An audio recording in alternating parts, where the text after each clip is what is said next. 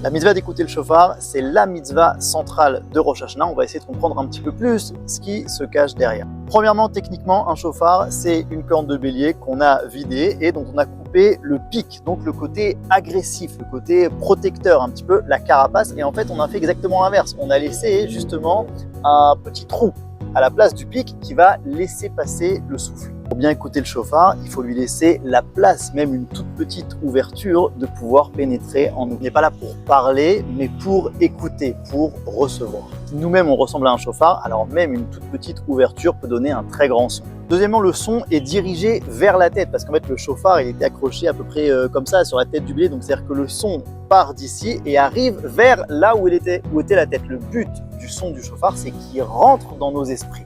Troisièmement, pour qu'il y ait un son, il faut qu'il y ait un souffle. Et d'où est-ce qu'on a cette capacité de souffler? Et bien, c'est justement du même souffle qu'Akadosh Baruch Hu a mis en nous lorsqu'il nous a insufflé la vie. Donc finalement, le souffle de l'homme, c'est revenir à la volonté du Créateur de nous créer. Et c'est ça qui fait le son du shofar.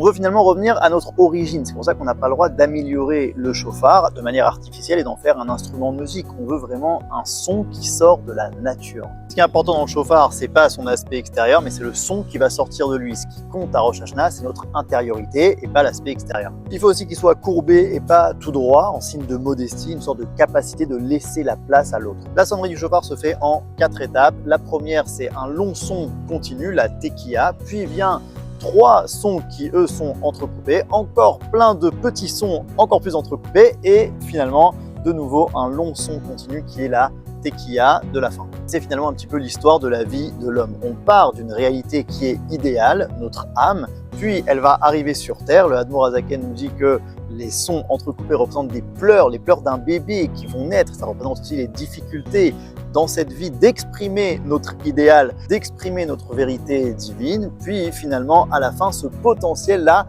va se réaliser, va de nouveau redevenir un son continu. C'est la tekiya de la fin. Écouter le shofar, c'est un petit peu se rencontrer soi-même, revenir à notre origine. D'ailleurs, la première fois que Am Israël, en tant que peuple, a entendu le son du shofar, c'était lorsqu'il a rencontré son créateur, à Matan Torah. Je suis face finalement à la source de ma vie, au fait que j'ai été créé, que j'ai été voulu par le créateur du monde et que j'ai un idéal à réaliser. Maintenant, on comprend mieux l'allusion de Chachamim qui nous disent que le mot shofar vient du mot l'échapper, qui veut dire améliorer, parce que lorsque je suis face à moi-même, je me remplis d'une volonté d'être fidèle à ce que je suis et donc de m'améliorer.